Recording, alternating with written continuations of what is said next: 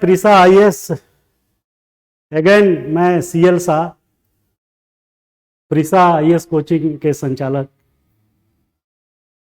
पिछली क्लास में हमने आपको रणनीति के बारे में बताया था, और रणनीति किसी भी काम के लिए, चाहे वो आईएएस का एग्जाम पास करना हो, चाहे कोई भी प्रोजेक्ट पूरा करना हो, सबके लिए स्ट्रेटजी जरूरी है, रणनीति जरूरी है। तो अगर आपके पास रणनीति है तो ये रणनीति ही आपको सफलता दिलाएगी। अब मैं बार बार यही रिपीट करता हूं कि हम सिर्फ रणनीति बनाते हैं, मेहनत तो आप ही को करना है। लेकिन हम आपको इस काबिल बनाएंगे कि आप खुद महसूस करेंगे कि आपका व्यक्तित्व का ट्रांसफॉर्मेशन, रूपांतरण कैसे 180 डिग्री हुआ। ये मेरा वादा है। टोटल क्लासेज जो 470 क्लासेज हैं, 2-2 घंटे की प्रत्येक, तो जो हम आपको 940 घंटे देंगे, उसमें आपको ये फीलिंग आपको आ जाएगी कि आप अगर 10 थे तो 20 हो गए और 50 थे तो 100 हो गए। इतना का फर्क जो है हमारे इस कोचिंग में आपको ज्वाइन करने से मिलेगा। ये मेरा वादा है, दावा है। और आप खुद भी ये महसूस करेंगे कि आप में वो दम है। तो किसी का शेर मुझे याद आ रहा कि खुदी को कर बुलंद इतना कि हर तकदीर से पहले खुदा बंदे से पूछे, बता तेरी रजा क्या है। तो हम आपको इस तरीके से जो है परिपक्व बना देंगे, इस तरीके से समझदार बना देंगे कि आपकी इच्छा पूछी जाने लगे कि आप चाहते क्या, व्हाट डू यू वांट। तो कहने का मतलब ये है कि कोई भी कोचिंग, मैं बार बार बोलता हूं कि अच्छा या बुरा नहीं होता, सारे टीचर अच्छे होते हैं, परंतु वो रणनीति नहीं बना पाते कि इस एग्जाम को पास कैसे करना है। अगर आप किसी का क्वेश्चन टेस्ट सीरीज देखता हूं मैं, आप भी देखते होंगे, तो उसकी क्वालिटी, उसका स्टैंडर्ड, क्वालिटी और स्टैंडर्ड, क्वेश्चन तो सब सही होते हैं, उसका क्वालिटी और स्टैंडर्ड जो है कितना अच्छा या बुरा होता है, ये भी मैटर नहीं करता। मैटर ये करता है कि उसकी रणनीति, उसका स्टैंडर्ड कितना अच्छा और बुरा है। तो जब हम लेवल की बात करते हैं, स्तर की बात करते हैं कि आप आईएएस की कोचिंग कर रहे हैं, तो आईएएस के स्तर का ही सवाल आपके दिमाग में आना चाहिए। कोचिंग के द्वारा उसी स्तर का सवाल आपसे पूछा जाना चाहिए। कोचिंग के द्वारा उन सवालों को जल्दी या टाइमली हल करने के बारे में आपको ट्रेंड किया होना चाहिए। लेकिन दुर्भाग्य से ऐसा लोग करते नहीं है, वो तो अपना पढ़ाते हैं, चल जाते हैं, कुछ डिस्प्ले कर दिया, पढ़ा दिया। लेकिन वो पढ़ाते अच्छा है, लेकिन वो अच्छा कितना आपके काम आएगा आईएएस के लिए, वो डिफरेंट चीज है। वो पढ़ाते जरूर हैं प्रोफेसर बनने के लिए, आपको बहुत ज्यादा नॉलेज और इंटेलिजेंस डेवलप करने के लिए, लेकिन हम जो है आपको ब्यूरोक्रेट, आईएएस, पीसीएस बनाने के लिए पढ़ाते हैं। तो ये मैं आपके सामने कुछ नमूने के तौर पे ये टेस्ट सीरीज जो है, कुछ क्वेश्चन की झलकियां दिखाना चाहूंगा, जो आप खुद ही महसूस करेंगे कि हम दूसरों से कैसे अलग हैं और हम दूसरों से कैसे जो है आगे निकलने वाले हैं। तो ये model test paper for IAS preliminary 2023 भारतीय राजनीति पर कुछ आपको मॉडल टेस्ट पेपर हम बताना चाहते हैं। और ये आपके लिए गर्व और खुशी की बात है कि ये प्रश्न मेरे द्वारा खुद बनाए गए हैं। मार्केट में किसी आईएएस एस्पिरेंट्स के या किसी प्रोफेसर द्वारा कहीं से कॉपी किया हुआ नहीं है। ये मेरी अपनी ओरिजिनलिटी है, जो एक एक क्वेश्चन बनाने में 8 से 10 मिनट मुझे टाइम देना पड़ता है, और उसकी क्वालिटी और उसका लेवल ऑफ स्टैंडर्ड वो कितना अच्छा है, ये आप खुद महसूस करेंगे तो चलते हैं, बढ़ते हैं, we go forward for feeling the difference of questions and material and quality of preparation.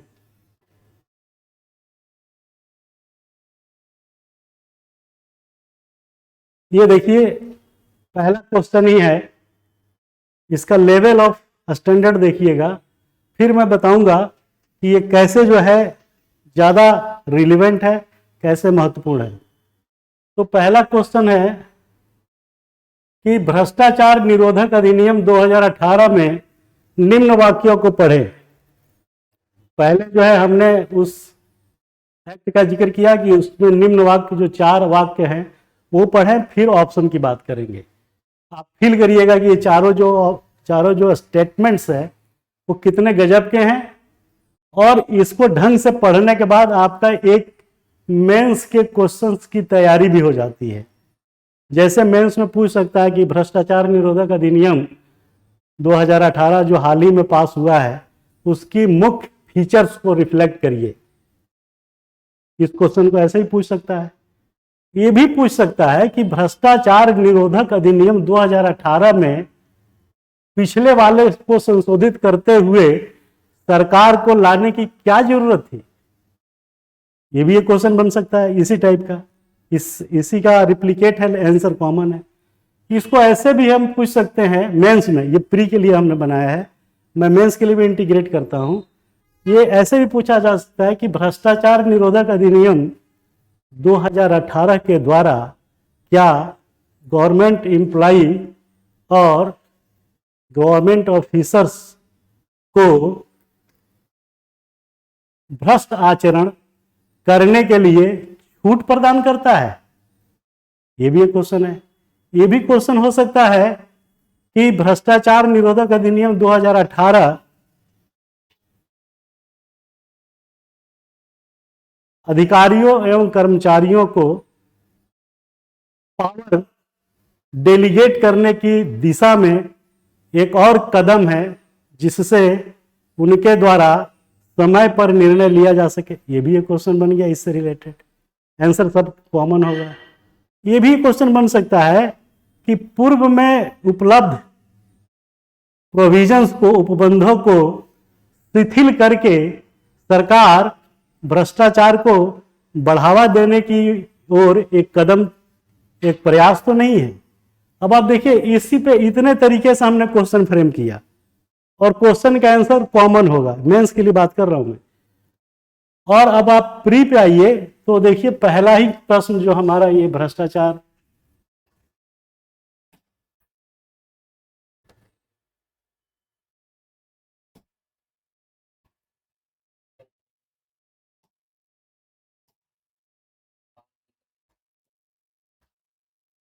ये जो भ्रष्टाचार अधिनियम 2018 वाला, ये कह रहा है कि इसमें नया सेक्शन एक 17B जोड़ा गया है जिसके तहत सभी श्रेणी के कर्मचारियों एवं अधिकारियों की गिरफ्तारी से पूर्व उनके नियंत्रणाधिकारी से पूर्वानुमति लेनी पड़ेगी।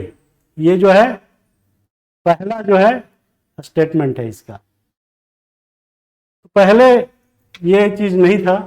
दूसरा बोल रहा है कि इसके तहत अब केवल 5 की जगह 2 स्वरूप ही कदाचार के लिए शामिल किए गए हैं। पहले 5 क्राइटेरिया था भ्रष्टाचार अधिनियम में कि क्या क्या करेंगे तो भ्रष्ट आचरण माना जाएगा। अब 2 स्वरूप है। 2 स्वरूप में क्या है कि अगर आपने मिस एप्रोप्रिएशन ऑफ फंड किया है, मिस एप्रोप्रिएशन ऑफ फंड मतलब सरकारी धन का दुरुपयोग किया है, ठीक है। पहला है सरकारी धन का दुरुपयोग, मतलब अपने पर्सनल इंटरेस्ट में, आपने व्यक्तिगत हित में तो नहीं इसको खर्च किया है, पहला। और दूसरा है कि आपने डिस्प्रोपोर्शनेट एसेट्स, डिस्प्रोपोर्शनेट एसेट का मतलब हुआ कि परिसंपत्तियों जो आपके पास है, धन है, संपदा है, वो आपकी आय से ज्यादा तो नहीं है, या अगर ज्यादा है तो वो लीगल मीन्स से अर्जित किया गया हुआ है कि नहीं है। तो ये दो चीजें जो है अब रह गई हैं इसमें, इसकी जगह पे।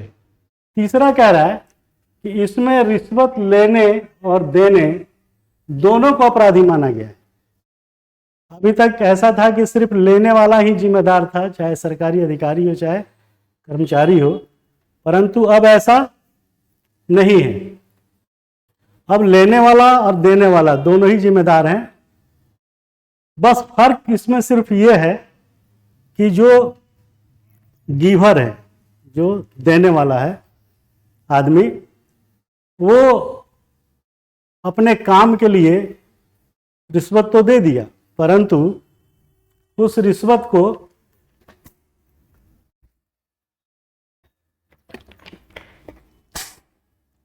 वो रिश्वत देने के 7 दिन के अंदर,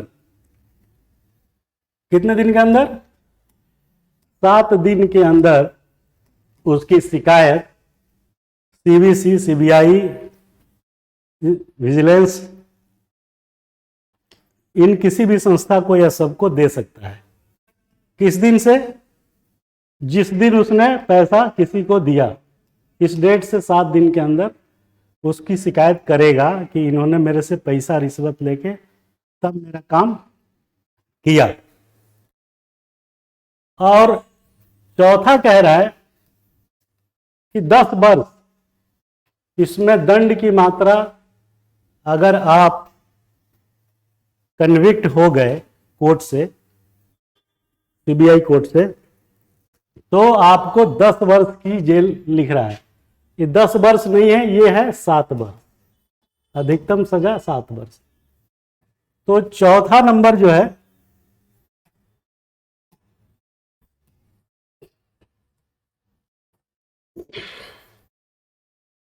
तो चौथा नंबर जो है ये है गलत, क्योंकि सजा कितनी है? 7 वर्ष। तो चौथा गलत हो गया।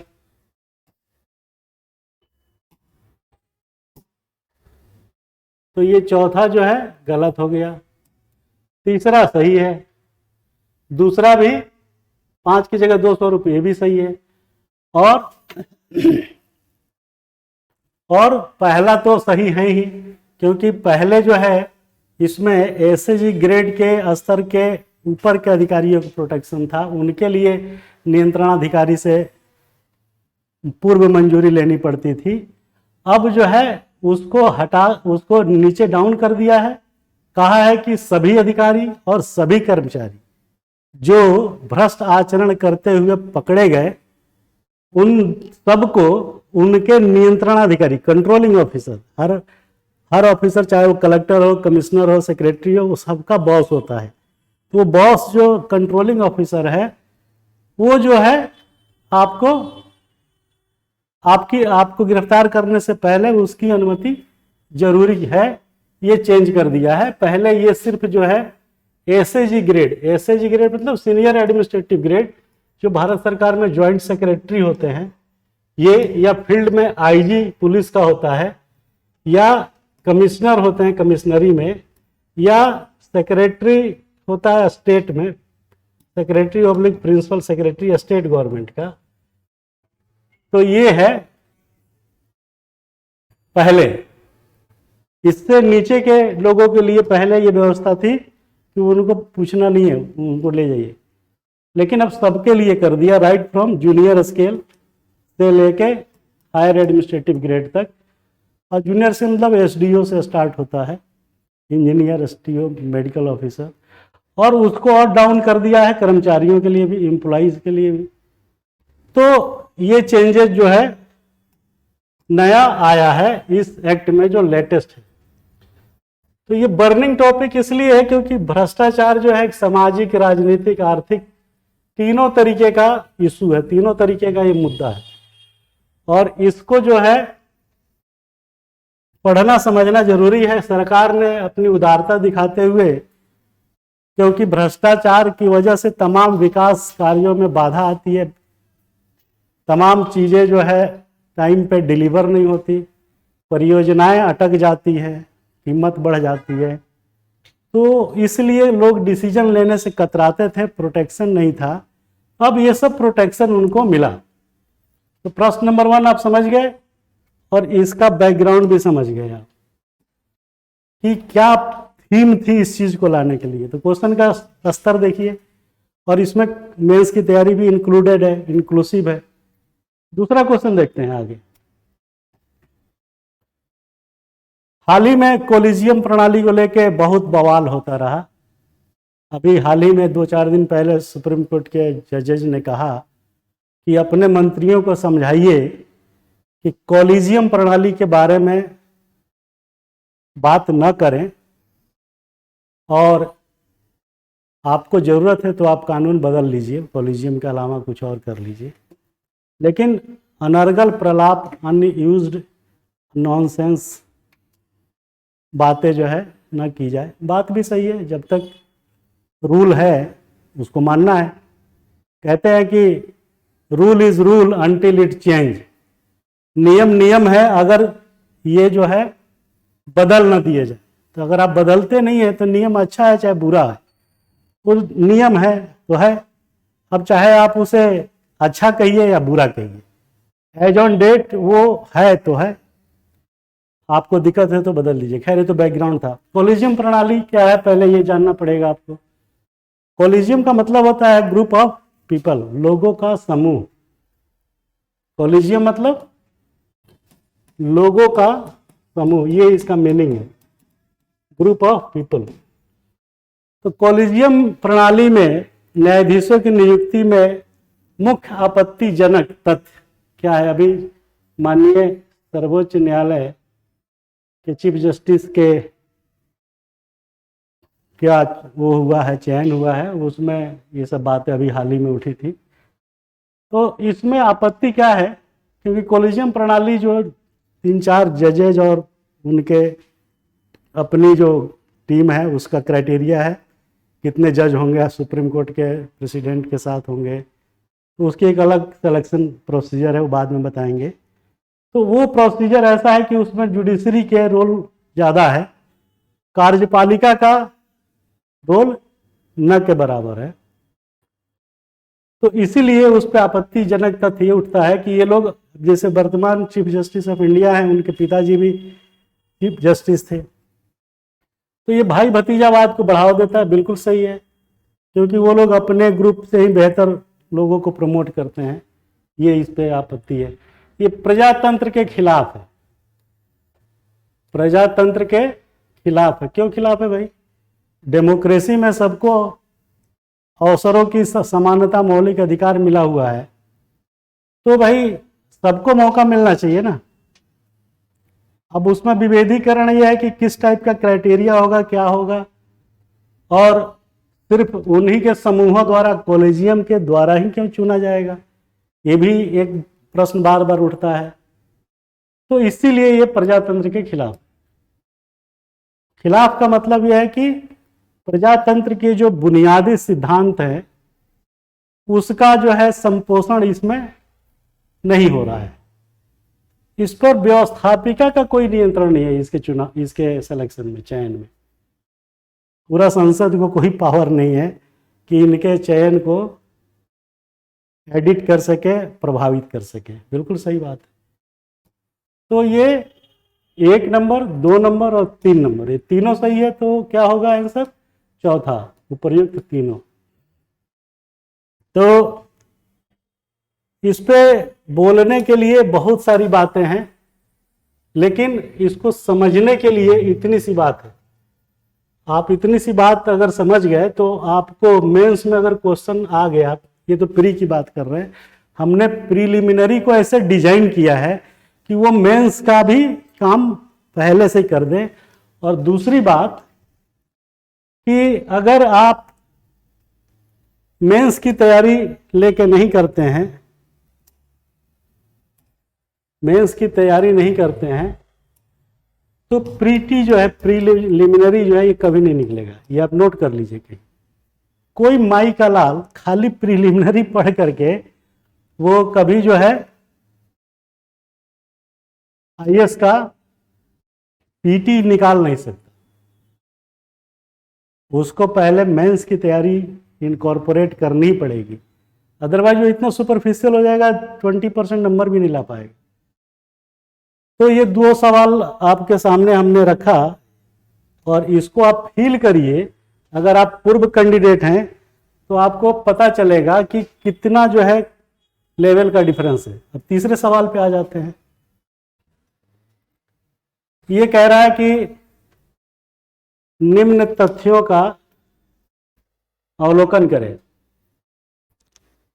पहले 4 स्टेटमेंट है, इसमें भी यूपीएससी क्वेश्चन 90% क्वेश्चन इसी टाइप से पूछता है कि उसका 4 जो है स्टेटमेंट दे देगा, फिर उसमें 4 ऑप्शन लिखेगा कि ए बी 1 2 ऐसे कुछ। तो निम्न तथ्यों का अवलोकन करें। पहला कह रहा है कि अराजकतावाद, इंग्लिश में इसको एनार्की बोलते हैं। एनार्की का मतलब होता है कि स्टेटलेस सोसाइटी। स्टेटलेस का मतलब क्या है? राज्य विहीन समाज। वो राज्य की उत्पत्ति के सिद्धांत को ही नहीं मानता, कहता है कि राज्य जो है व्यक्ति की स्वतंत्रता को, व्यक्ति की गरिमा को, व्यक्ति की आजादी में हस्तक्षेप करता है। अराजकता कहता है, एनार्की। जिसको जो मर्जी करो, जिसको जहां जाना है जाओ, इस तरीके की वो पूरी आजादी की बात करता है। तो ये अराजकतावाद, राज्य विहीन समाज, ये ठीक है। दूसरा कह रहा है कि अल्पतंत्र, ओलिगार्की बोलते हैं इंग्लिश में इसको, राजा के द्वारा शासन। तो राजा के द्वारा शासन जो है वो अल्पतंत्र नहीं कहलाता, वो कहलाता है राजतंत्र। नीचे दिया भी है। तो अल्पतंत्र का मतलब होता है कि समाज के, राज्य के छोटे से समूह जो हर तरीके से संपन्न है, मजबूत हैं, उनके द्वारा शासन सत्ता को चलाया जाना, ओलिगार्की। क्लियर है? राज्य के, समाज के छोटे से समूह के द्वारा उस राज्य की, राज्य का मतलब यहाँ हमेशा जब हम बोलेंगे तो राज्य का मतलब वो बिहार आसाम नहीं, राज्य का मतलब कंट्री, देश, देश की बात होती है। राज्य का मतलब प्रांत से नहीं, वो प्रोविंस है। और जिसको आप आज राज्य कहते हैं वो राज्य नहीं, प्रांत है, जिसको इंग्लिश में प्रोविंस कहते हैं। और राज्य जब कहेंगे तो इसका मतलब वो सरकार, भारत सरकार, केंद्र सरकार या दूसरे देश की सरकार, America, Britain, London, Britain, Mauritius, ये सब की। तो राज्य बोलने का मतलब आप यूपी, बिहार, राजस्थान, मध्य प्रदेश मत समझिएगा, उसके लिए प्रांत शब्द यूज होता है। तो ओलिगार्की के बाद आ गया आपका कुलीन तंत्र। कुलीन तंत्र, इसको इंग्लिश में क्या बोलते हैं? एरिस्टोक्रेसी। इसको कुलीन तंत्र का मतलब होता है कि समाज के सर्व तरीके से, सभी तरीके से जो मजबूत संपन्न लोग हैं उनके द्वारा शासन चलाना। तो ये हो गया कुलीन तंत्र। ये तानाशाही लिखा है, ये गलत हो गया। अल्पतंत्र, राजा के द्वारा शासन लिखा है, ये गलत हो गया। अराजकतावाद, राज्य विहीन समाज, ये सही है। और चौथा है राजतंत्र, मोनार्की, जो नेपाल और ब्रिटेन में है कहने के लिए। वहाँ भी हालांकि डेमोक्रेटिक है, लेकिन उसका राजा जो है, उसका जो प्रेसिडेंट है वो वंशानुगत चला आ रहा है, तो इसलिए उसको राजा का शासन कहते हैं। तो राजतंत्र भी गलत है, क्योंकि ये लिखा है प्रजा के द्वारा शासन, ये लोकतंत्र हो जाएगा। तो राजतंत्र का मतलब राजा के द्वारा शासन है, तो ये लिख रहा है प्रजा के द्वारा शासन, तो ये भी गलत। अल्पतंत्र भी गलत, तीसरा कुलीन तंत्र भी गलत, सिर्फ अराजकतावाद सही है। तो ऑप्शन क्या हो गया? केवल 1A। क्लियर है? आगे चलते हैं। सवाल नंबर 4, निम्न में से कौन सा विकल्प बनाना रिपब्लिक को परिभाषित करता है? किसको? बनाना, केला वाला बनाना, बनाना रिपब्लिक, पता नहीं आपने नाम सुना भी है कि नहीं, लेकिन ये पॉलिटिकल साइंस में पब्लिक, PUBLIC, तो ये पॉलिटिकल साइंस में ये बहुत जो है इम्पोर्टेंट टर्म है। तो बनाना रिपब्लिक क्या है? तो पहला ऑप्शन दिया है कि एक लघु देश, स्मॉल कंट्री, जिसकी अर्थव्यवस्था एक अकेला, देखो ये अकेला लिखा है, केला नहीं लिखा है, कहीं आप इसको केला पढ़ दें, और भी लगा अकेला, एलोन, अकेला सिंगल प्रोडक्ट, अकेला उत्पाद मतलब सिंगल प्रोडक्ट के निर्यात पर आधारित है। मतलब कहने का यह है कि वो छोटा सा देश है जिसके यहां से कोई एक प्रोडक्ट है जो उसको एक्सपोर्ट करके पैसा कमाता है। वो प्रोडक्ट कुछ भी हो सकता है, फल का कोई एक फल हो सकता है, कोई मशीनरी हो सकती है, कोई कंज्यूमेबल गुड्स हो सकता है, कुछ भी हो सकता है। जैसे हांगकांग, ये सब जो है छोटा सा देश है, वो हमेशा जो है IT प्रोडक्ट के लिए बड़ा पॉपुलर है हांगकांग। पहला है इसमें ये बनाना रिपब्लिक का मतलब कि एक लघु देश जिसकी अर्थव्यवस्था एक अकेला, एलोन, सिंगल प्रोडक्ट के निर्यात पर आधारित है। दो, एक बृहद देश जिसकी अर्थव्यवस्था मुख्यतः केले के निर्यात पर आधारित है। कंफ्यूज कर रहा है, देखिए केला बनाना रिपब्लिक करके उसका मीनिंग बनाना मतलब केला से नहीं है, ये आपको कंफ्यूज करने के लिए हमने डाला है कि एक बृहद देश, बनाना रिपब्लिक में बृहद देश हो ही नहीं सकता। अगर आप ध्यान दें तो यहीं से ये क्वेश्चन ऑप्शन गलत हो गया, क्योंकि बनाना रिपब्लिक कहते ही है लघु देश को, स्मॉल कंट्री को। तो जब पहला ही शब्द उसमें दे रहा है बृहद, तो आपको समझ जाना चाहिए कि स्टेटमेंट तो गया। आगे पढ़ने की ज्यादा जरूरत नहीं, लेकिन पढ़िए, लेकिन दिमाग में पढ़ते समय ये बात आनी चाहिए कि भाई लघु देश है, यहां तो बृहद देश लिख दिया। और वो भी कह रहा है कि उसकी अर्थव्यवस्था केले के निर्यात पर आधारित है। तो बनाना रिपब्लिक से लगता है ऐसा ही है कि वो केले का एक्सपोर्ट करता है, लेकिन ऐसा है नहीं। केला तो एक सिंबॉलिक शब्द है उसमें, तो बृहद देश नहीं हो सकता, तो पहले ही खत्म हो गया। केले के निर्यात की बात पे बाद में जाएंगे, क्योंकि पहले में हमने बोला था कि एक सिंगल प्रोडक्ट के निर्यात करके कमाता है। तीसरा कह रहा है एक मध्य अफ्रीकी देश, सेंट्रल अफ्रीका, जहां केले की खेती अधिक होती है। सब कंफ्यूज करने के लिए आपको हमने एक मध्य अफ्रीकी शब्द डाल दिया, जिससे आपको कंफ्यूजन हो कि ये लगता है कोई देश दुनिया में ये चीज होती होगी, और वो अफ्रीका का जो सेंट्रल एरिया है, मोजाम्बिक वगैरह से सटा हुआ, ईस्ट और वेस्ट अफ्रीका के बीच में जितने हैं, दैट इज सेंट्रल अफ्रीका। एक तरफ आपका मोजाम्बिक है ईस्ट में, तो वेस्ट में लाइबेरिया है। तो अब आपको कंफ्यूज करने के लिए ये चीज डाल दिया कि एक मध्य अफ्रीकी देश जहां केले की खेती अधिक होती है। ये भी गलत है, क्योंकि केले की खेती से इसका कोई लेना देना नहीं है, ना ही मध्य अफ्रीका से लेना देना है। चौथा कह रहा है कि एक प्रजातांत्रिक गणराज्य जो फलों में प्राधान्य केले की खेती को प्रोन्नत करता है, जिस पर उसकी अर्थव्यवस्था टिकी है। मेरा कहना सिंपल ये है आपको,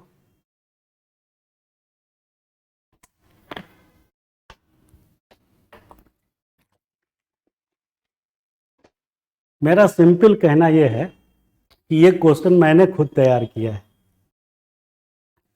हमने इस क्वेश्चन को खुद तैयार किया है, तो आप इसके लेवल, इसकी क्वालिटी को देखिए, और एक क्वालिटी आपको फील होगी कि ऐसा क्वेश्चन ही मेन प्री में आता है, प्रिलिमिनरी जो है ये इसका है। और इस लेवल पे जब आपको हम पढ़ाएंगे, ब्रेन स्टॉर्मिंग 360 डिग्री कराएंगे, तब आपको पूरा कोर्स और पूरा चैप्टर और पूरा सिलेबस आपको फील होगा कि कैसे कैसे क्वेश्चंस पूछे जाते हैं, और कैसे कैसे उसके कंफ्यूजन में एक एक वर्ड का क्या महत्व होता है। क्यों शर्मा जी? तो ये प्रैक्टिस जब हम आपको कराएंगे तब आपकी नज़र जो है बारीकी से जो है उसको कैच करेगी और आप क्वेश्चंस को समझने के आदती हैबिचुअल बन जाएंगे। जैसा हमने बताया कि देखिए एक बृहद शब्द डाल दिया, अरे बृहद तो होता ही नहीं, बनाना रिपब्लिक तो लघु देश होता है, छोटा देश होता है, कैरिबियन आइलैंड टाइप से कुछ।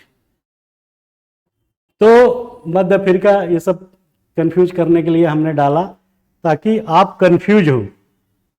आप सोचेंगे कि मध्य अफ्रीका कुछ खास होगा यार, वहाँ अनडेवलप्ड है, अंडर डेवलप है, तो वहाँ पे कुछ होता होगा यार, ये वही है।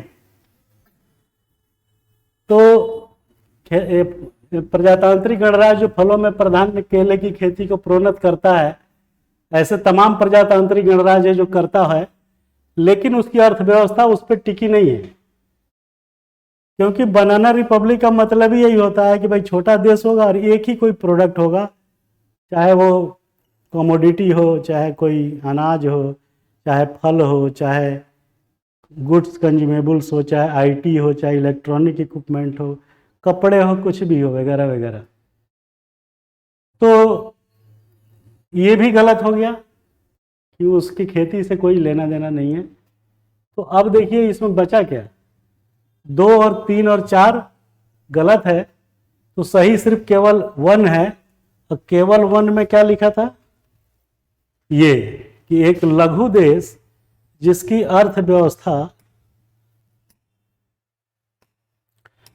अर्थव्यवस्था एक अकेला उत्पाद पे, सिंगल प्रोडक्ट पे। अब मैं आपको ये बताना चाह रहा हूं कि ये सारी चीजें इंटीग्रेटेड जो हमने खुद तैयार किया है, आप मार्केट में ढूंढ के दिखा दीजिए, मिलेगा ही नहीं। मिलेगा लेकिन इस लेवल का नहीं मिलेगा। इतनी बारीकी से क्वेश्चंस को बनाना और उसको समझाना और आपके दिमाग को 360 डिग्री घुमाना, तभी भैया आईएएस और एसडीएम, पीसीएस, एसपी, कलेक्टर बन पाइएगा।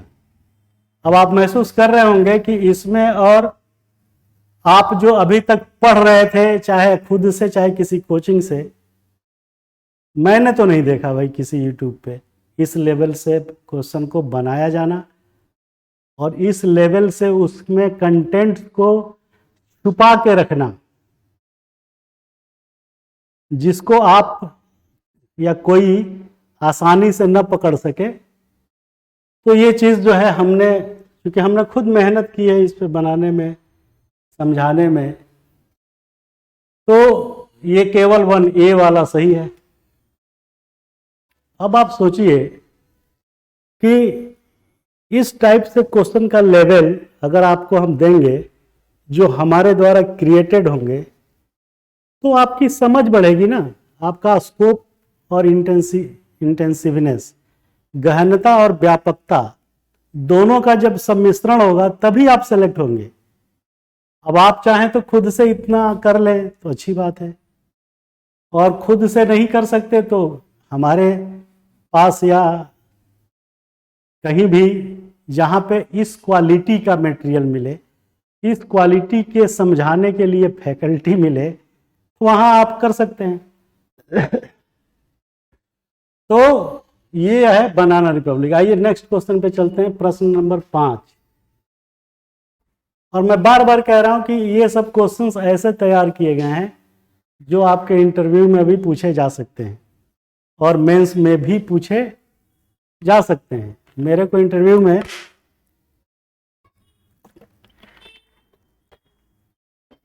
हमारे को जब इंटरव्यू हुआ था मेरा, तो उसमें एक क्वेश्चन ऐसा ही पूछा गया था जो मैंने इस क्वेश्चन में आगे डाला है।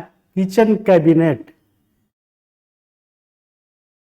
2001 मई की बात है।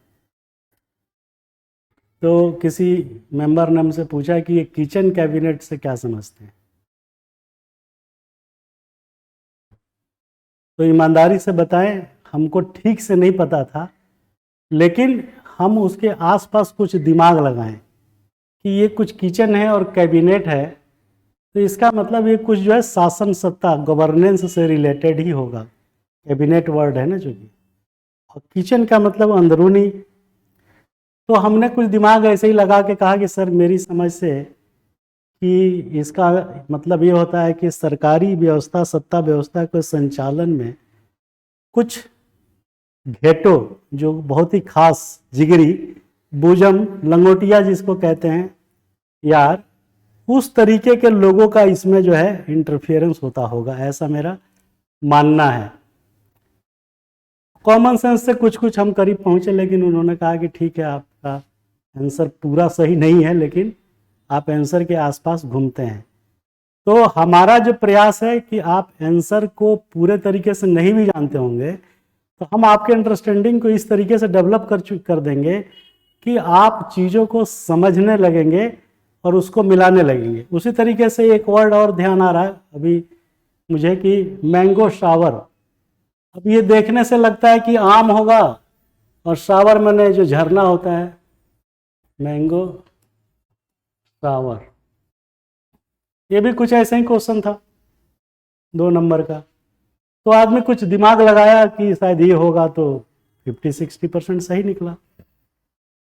तो कहने का मतलब ये है कि इस लेवल पे अगर आपकी तैयारी होगी तब आप आईएएस निकाल पाएंगे, और किसी स्टेट पीसीएस को निकालना आपके लिए बहुत ही आसान होगा।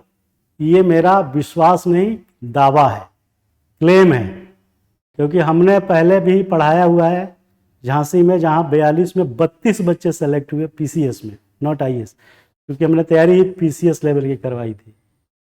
और उसका रीज़न यह है कि हमने खुद ही कितने पीसीएस और कितने आईएएस के एग्ज़ाम मेहनत के बल पे कर चुके हैं।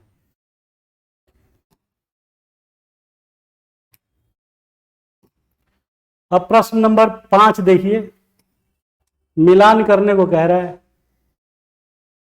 पहला शब्द है एक्विजिटिव मॉडल। एक्विजिटिव मॉडल क्या है ये पूछ रहा है। दूसरा कह रहा है कि बोस्टन टी पार्टी, नौकरशाही द्वारा अत्यधिक व्यय।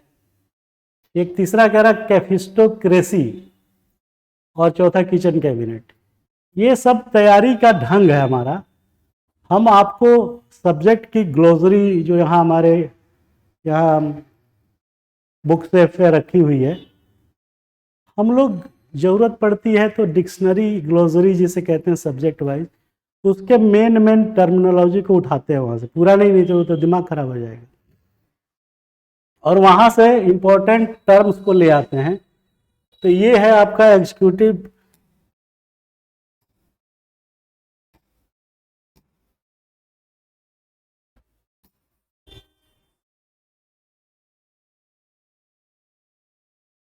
तो ये है आपका एक्विजिटिव मॉडल, ACQUI,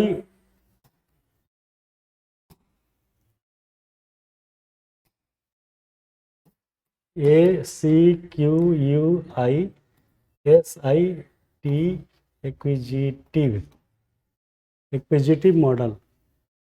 इसका मतलब होता है कि एक ऐसी व्यवस्था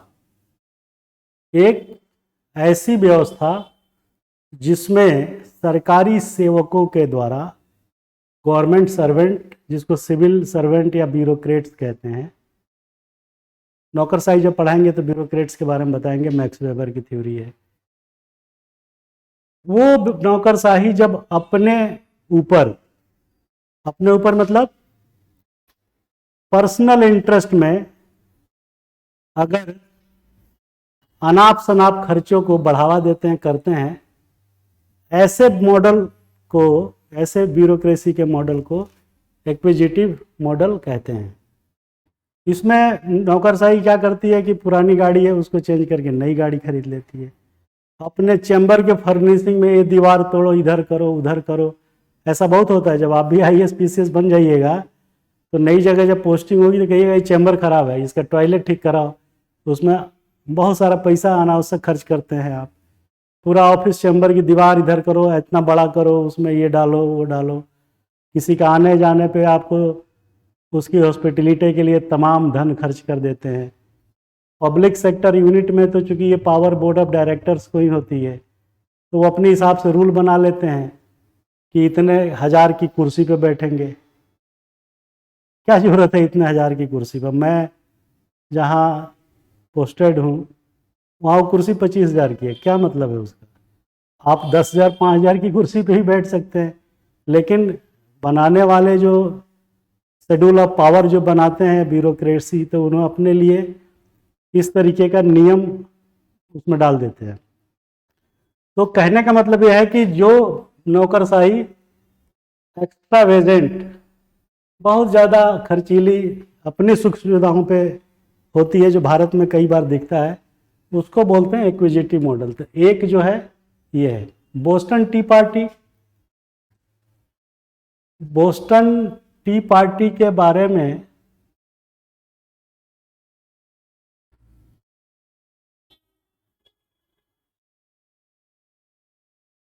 एक नौकरशाही द्वारा अत्यधिक व्यय, एक कैफिस्टोक्रेसी होता है, अनुपयुक्त लोगों द्वारा शासन, ये ठीक है, इसका ये ठीक है। और किचन कैबिनेट, ये जो है प्राइवेट लोगों का, हाँ ये है ठीक। बोस्टन टी पार्टी है ब्रिटेन द्वारा करों का अधिरोपण पर आंदोलन। खैर, तो आप समझ गए एक्विजिटिव मॉडल क्या है। दूसरा है बोस्टन टी पार्टी। ये बोस्टन टी पार्टी क्या है कि ब्रिटेन ने जो है अमेरिका पे जब टैक्स बढ़ाया था, तो उस समय बोस्टन नामक जो सिटी है यूएस में, वहाँ पे जो जहाज चाय लेके जा रहे थे उसको उन्होंने जो है घेर लिया, और उसके बाद जो है मूवमेंट, आंदोलन शुरू हो गया। तो ब्रिटेन ने टैक्स इंपोज किया किस पे? बोस्टन ने टैक्स इंपोज किया, सॉरी ब्रिटेन ने टैक्स इंपोज किया अमेरिका के लोगों पे, जिसके विरुद्ध अमेरिकन जो है ब्रिटेन के विरुद्ध आंदोलन शुरू किए। तो ये था बोस्टन टी पार्टी। नाम से लग रहा है जैसे पता नहीं कोई चाय पार्टी होगी, लेकिन ऐसा नहीं है। वो ब्रिटेन द्वारा टैक्स लगाए जाने के खिलाफ ये चीज़ जो है थी। कैफिस्टोक्रेसी का मतलब होता है अनुपयुक्त लोगों के द्वारा शासन। मतलब बहुत ही अनुपयुक्त, मतलब क्या कहेंगे, कम पढ़ा लिखा। जैसे कई राज्यों में काफ़ी कम, चौथी पाँचवीं क्लास पढ़ा हुआ जो है मुख्यमंत्री रहा। अब उसको अनुपयुक्त कहेंगे कि नहीं कहेंगे, ये आपका अपना डिसीजन है। हो सकता है आप शिक्षा के आधार पर भले उसे कह दें कि अनुपयुक्त है, लेकिन दूसरे आधारों पे वो बहुत सुटेबल हो सकती है। तो जो भी अनुपयुक्त, इनअप्रोप्रिएट लोग हैं, उनको अगर शासन चलाते हैं तो उसको बोलते हैं कैफिस्टोक्रेसी। और किचन कैबिनेट हमने आपको बताया था कि प्राइवेट लोग जब शासन में हस्तक्षेप करने लगते हैं, जो प्रधानमंत्री या या मुख्यमंत्री हैं, उनके रिश्तेदार हैं तो प्राइवेट ही, उनके दोस्त, उनके और तथाकथित किन, वो लोग जब हस्तक्षेप करते हैं तो उसको बोलते हैं किचन कैबिनेट। तो अब कह रहा है कि कौन कौन विकल्प सही है। तो एक्विजिटिव मॉडल तो सही नहीं है, क्योंकि ये मैच इधर आना चाहिए। बोस्टन टी पार्टी भी नहीं है, ऊपर चला गया। तो बचा क्या? 3 और 4, ये डी।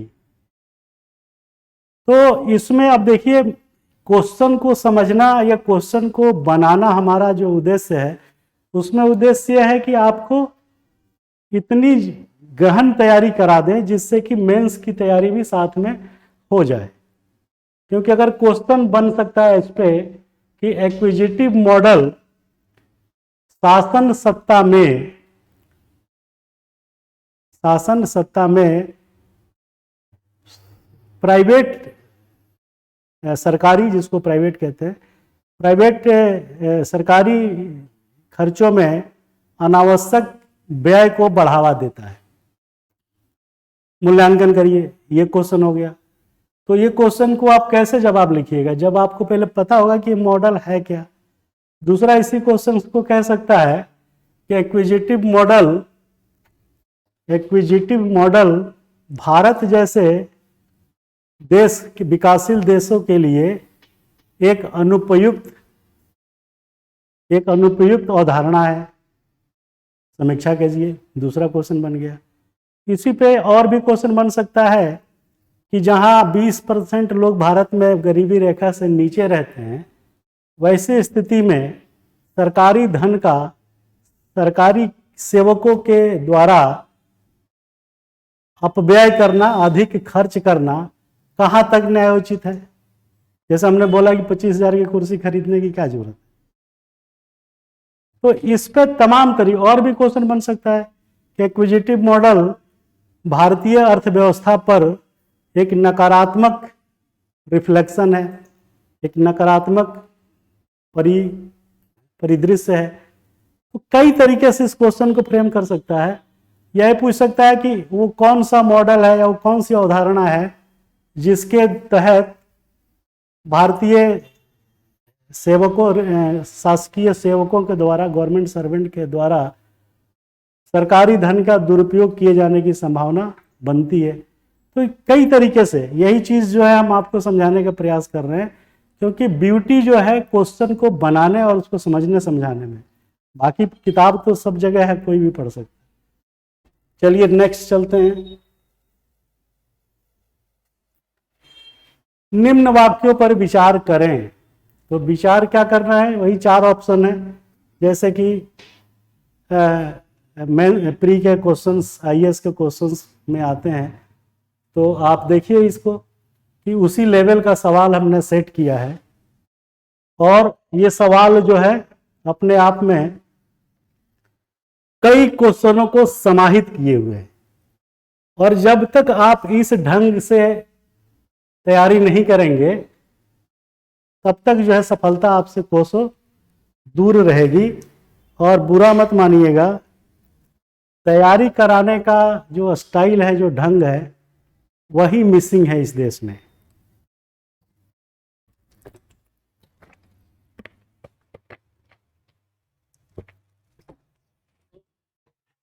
तो ये चीज आपको जो है ध्यान में रखना पड़ेगा। अब देखिए पहला छठा क्वेश्चन को बनाने और समझाने में जो प्रयास हमारा रहा है, आप खुद समझ सकते हैं कि कितना हाई डिग्री, हाई लेवल का कॉम्प्लेक्स, जटिल प्रश्न है, जिससे आप रूबरू हो और फील करें कि आपका स्टेप कहाँ है अभी। तो वाक्यों पर विचार करिए। चलिए विचार करते हैं सीधे। कल्याणकारी राज्य की संकल्पना राज्य के नीति निर्देशक तत्व का हिस्सा है, जो तभी संभव है जब सामाजिक लोकतंत्र राजनीतिक लोकतंत्र के पूर्व स्थापित हो जाए। अब ये इतना कॉम्प्लेक्स हमने बनाया ताकि आपका दिमाग जो है इसे कैच कर सके। अब देखिए इसमें बहुत सारे वर्ड हैं जो आपको समझना पड़ेगा। क्लास जब होगी रेगुलर तो आपको बताएंगे। कल्याणकारी राज्य, फिर राज्य के नीति निर्देशक तत्व, ये दूसरा पॉइंट है इसमें महत्वपूर्ण। जो जब सामाजिक लोकतंत्र, ये क्या है भाई, एक तरफ कह रहा है राजनीतिक लोकतंत्र, यहाँ कह रहा है। तो अब आपको जो है वो भी कह रहा है कि पूर्व स्थापित हो जाए। बड़ा अजीब बात लग रहा है ना, बहुत सारे टर्मिनोलॉजी इसमें आ गया है। और ये तब तक समझ में नहीं आएगा आपको जब तक कि आप इन सारे अवधारणाओं को खुद जो है न समझ सके। खाली ये क्वेश्चन देखने से कुछ नहीं होगा। जब तक हम आपको ये उस चैप्टर पे नहीं पढ़ाएंगे पॉलिटी के कि ये सब चीज़ें, तब तक आप क्वेश्चन ही नहीं समझ पाएंगे। तो अभी तो हमारा ये प्रयास है कि आपको हम ये बताएं कि आपको तैयारी करनी कैसे है। तो कल्याणकारी राज्य का मतलब आप जानते हैं, वो स्टेट, वो प्रांत, वो देश जहाँ पे हर लोगों के, हर नागरिकों के कल्याण, वेलफेयर के लिए काम किया जाए, चाहे वो गरीब हो, चाहे अमीर हो, चाहे किसी जाति धर्म का हो, किसी भी क्षेत्र का हो, उससे कोई फर्क नहीं पड़ता। तो जब राज्य अपने सारे नागरिकों के बारे में इस तरीके से काम करे जिससे सबका साथ, सबका विकास हो, उसे कल्याणकारी राज्य कहेंगे। उसके बाद कह रहा है नीति निर्देशक तत्व। संविधान में है डायरेक्टिव प्रिंसिपल्स जो दिया हुआ है, वो क्या है, वो भी एक अलग पूरा चैप्टर है। तीसरा कह रहा है कि सामाजिक लोकतंत्र, चौथा है राजनीतिक लोकतंत्र। तो सामाजिक लोकतंत्र और राजनीतिक लोकतंत्र तो लोकतंत्र है, ये तो पता ही होगा आपको, प्रजा का, प्रजा के लिए, प्रजा के द्वारा। लेकिन सामाजिक और राजनीतिक लोकतंत्र क्या है? तो सामाजिक लोकतंत्र का मतलब है कि एक ऐसी आजादी जो समाज के दबे कुचले वर्गों के लिए भी उतना ही सुख सुविधा उपलब्ध कराए जितना कि तथाकथित उच्च वर्गों के कल्याण के लिए। तो यह है सामाजिक लोकतंत्र। कहने का अर्थ यह है कि अगर वोट डालना है या कहीं भी किसी जगह पे सबका समागम है, तो आप इस बेसिस पे किसी को मना मत करिए कि तुम जो है जाति व्यवस्था में नीचे हो। आप ये मत कहिए कि तुम जो हो गरीब हो। आप ये भी नहीं कह सकते कि भाई तुम्हारा रहन सहन जो है ठीक नहीं है, तुम बदबू दे रहे हो, हमारे बगल से हट जाओ। आप ये भी नहीं कह सकते कि भाई कोई व्यक्ति ट्रांसजेंडर है तो आप उसको देख के अपना, जिसको ट्रांसजेंडर को जिसको लोग देसी भाषा में हिजड़ा कह देते हैं, तो ट्रांसजेंडर को देख के आप नाक मुंह सिकोड़ने लगते हैं। किसी सफाई कर्मचारी को देख करके जो है आप उसके प्रति घृणा का भाव अपने मन में ले आते हैं। तो अगर आप इस तरीके से बिहेव करते हैं तो आप सामाजिक न्याय की स्थापना नहीं कर पा रहे हैं। तो वो सब चीजें जब आप हटाएंगे अपने दिमाग से, तभी ये सामाजिक लोकतंत्र स्थापित होगा। और राजनीतिक लोकतंत्र आपको पता है, राजनीतिक लोकतंत्र का मतलब जो राजनीतिक गतिविधियों में सबको समान अवसर और सबको समान सुख सुविधाएं उपलब्ध कराए। जैसे सबको चुनाव लड़ने की वो है, सबको जो है वोट डालने का अधिकार है, ये सब जो है बिना किसी भेदभाव के हो। तो ये कह रहा है कि कल्याणकारी राज्य तभी संभव है, वो राजनीतिक नीति निर्देशक तत्व का हिस्सा है, बिल्कुल सही बात है। तो ये तभी होगा संभव जब सामाजिक लोकतंत्र जो है राजनीतिक लोकतंत्र के पूर्व स्थापित है। बात तो बिल्कुल सही है। आप समझ गए होंगे कि बात कितनी सही है। आप एक ट्रांसजेंडर व्यक्ति को बिना किसी द्वेष के, बिना किसी मन में उलझन के, बिना किसी शिकायत के, बिना किसी भेदभाव के वैचारिक रूप से उसको उतना ही सम्मान देते हैं, उसको उतना ही अधिकार देते हैं, उनके जो लीगल राइट्स हैं उनको उतना ही टाइम देते हैं, तो वो चीज़ जो है एस्टेब्लिश होगी। तो वो पहले जरूरी है। अब आपने वोट डालने का अधिकार दे दिया और जबरदस्ती मार पीट करके उसको डरा धमका के, कमजोर वर्ग का है, दलित है, पिछड़ा है या किसी और सवर्ण है लेकिन वो आर्थिक रूप से बड़ा कमजोर है, तो ऐसे लोगों को आप वोट डालने या चुनाव लड़ने का अधिकार तो दे दिए, लेकिन वो उस अधिकार को यूज नहीं कर पा रहा है।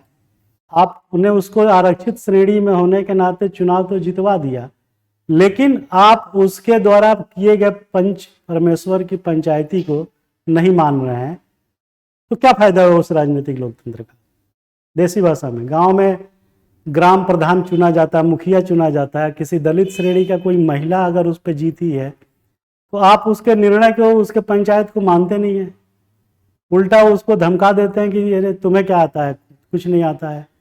लैंगिक आधार पर भेदभाव करते हैं, पंचायत पति, प्रधान पति, मुखिया पति लोग बन गए हैं, तो वो भी तो गलत है। तो वो नाम से राजनीतिक लोकतंत्र उसको मिल गया, मुखिया बन गई, परंतु उसको सामाजिक लोकतंत्र आपने पहले दिया ही नहीं, तो क्या फायदा उस राजनीतिक लोकतंत्र को।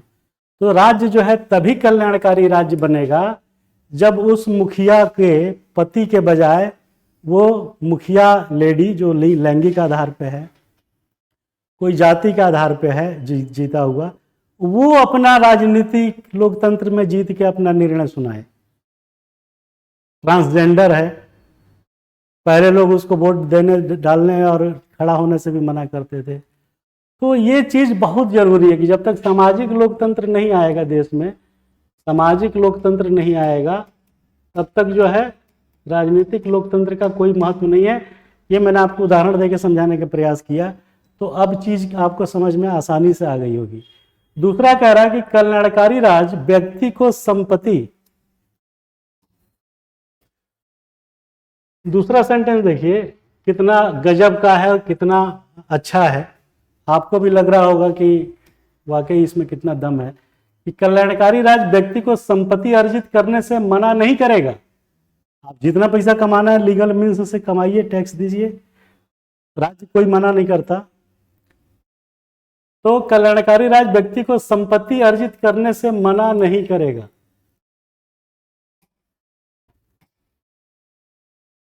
मना नहीं करेगा, बिल्कुल सही बात है।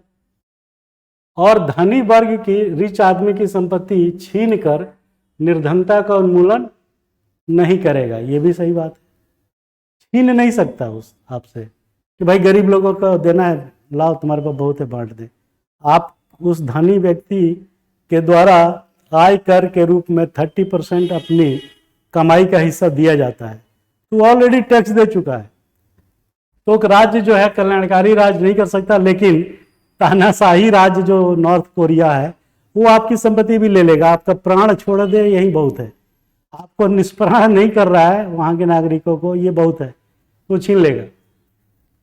तो ये उन्मूलन नहीं करेगा। तो पहला भी सही था, दूसरा भी सही है, क्योंकि आपके मौलिक अधिकार के रूप में संपत्ति अर्जित करने का कंसेप्ट भले नहीं है, लेकिन आप जो है एज ए लीगल राइट, कानूनी राइट के रूप में आप जितना चाहें लीगल मीन्स से, वैधानिक साधनों से आप जो है कर सकते हैं, संपत्ति कमा सकते हैं, राज्य नहीं छीनेगा आपसे। तो तीसरा भी सही है। चौथा कह रहा है कि संपत्ति कर वर्तमान में लागू नहीं है, बात सही है, ये हटा दिया गया। ये पहले वेल्थ टैक्स लगता था, 5 करोड़ से ऊपर के वेल्थ अगर है तो लगता था 5%, हट गया, बिल्कुल सही बात है, लागू नहीं है। अतः संपत्ति पर आय की दशा में केवल आयकर ही देय होता है। अब देखिए क्वेश्चन को हमने घुमाया है कि क्या कह रहे हैं यार, कभी कह रहे हैं कि संपत्ति कर हटा दिया, संपत्ति अर्जित करने का अधिकार है, फिर कह रहे हैं कि संपत्ति कर लागू नहीं, तो अब क्या फिर कह रहे हैं कि साहब इसमें आय कर देय होगा। तो आपको मालूम होना चाहिए कि संपत्ति आपके पास मान लीजिए 40 लाख की है, कोई भी अमाउंट ले लीजिए, घर है या कोई फिक्स्ड एसेट है या चल अचल कुछ भी है, इसको आपने जो है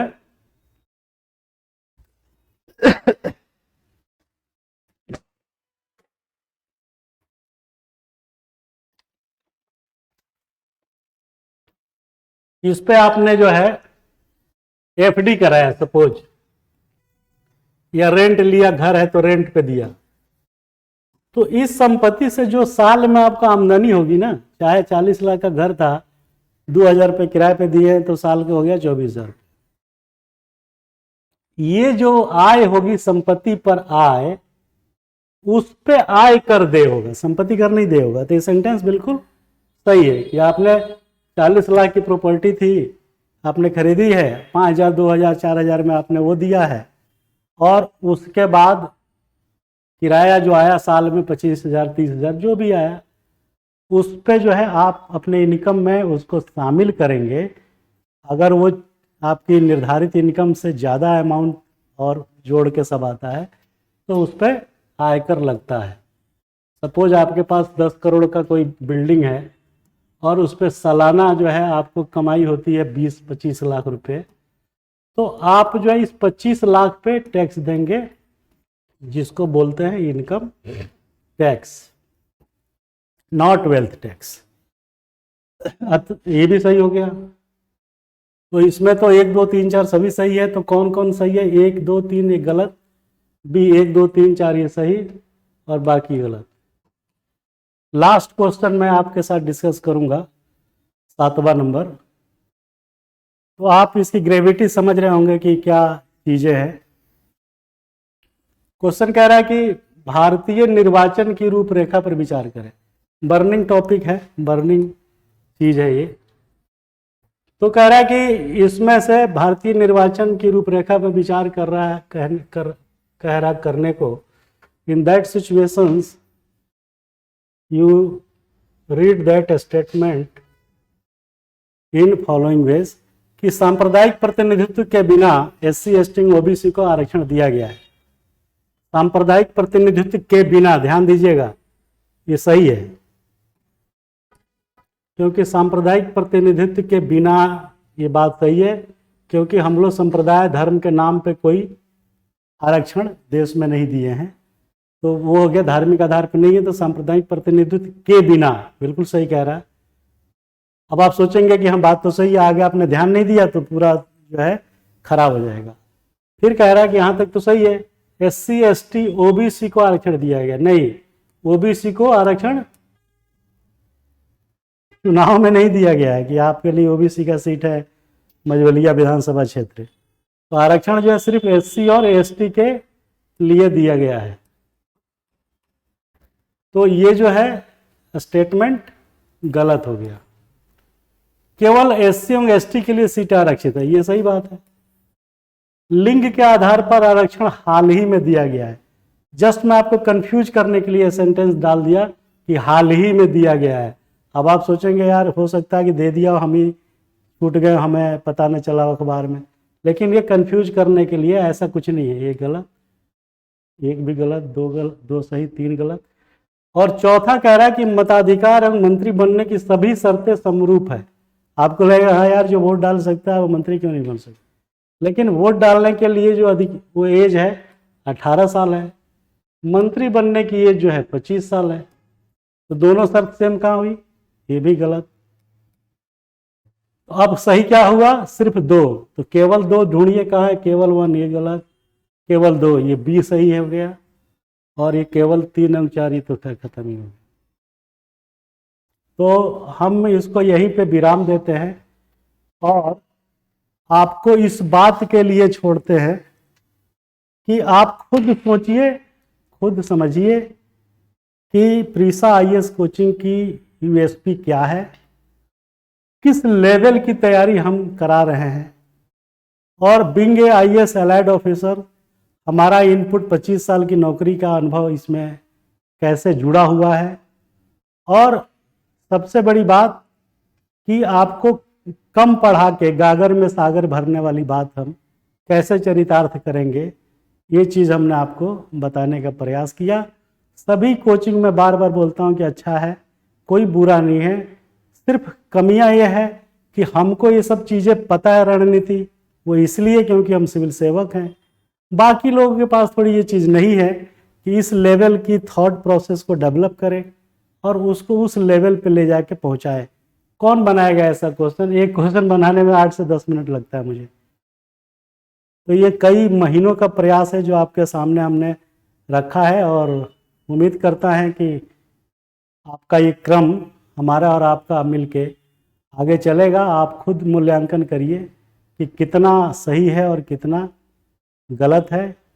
मैं अपनी स्पीच को यहाँ विराम देने से पहले एक शेर जरूर कहूँगा, कपलेट बोलते हैं इंग्लिश में, बड़ा मोटिवेट करता है, तो आप सुनते हुए तब हम आपसे विदा लेंगे कि जब टूटने लगे हौसले, जब टूटने लगे हौसले, तो बस ये याद रखना कि बिना मेहनत के तख्त वो ताज नहीं मिलते, बिना मेहनत के तख्त वो ताज नहीं मिलते, और ढूंढ लेते हैं अंधेरों में भी मंजिल अपनी, ढूंढ लेते हैं अंधेरों में भी मंजिल अपनी, क्योंकि जुगनू किसी रोशनी के मोहताज नहीं होते, मोहताज नहीं होते। तो हम आपके लिए जुगनू के रूप में आपको फैसिलिटेट करेंगे और आप हमारे साथ जुड़ेंगे, तो हम आपको अपने प्रकाश से, स्वयं आपको अपना प्रकाश सेल्फ इनलाइटमेंट की ओर ले जाएंगे, अपने माध्यम से,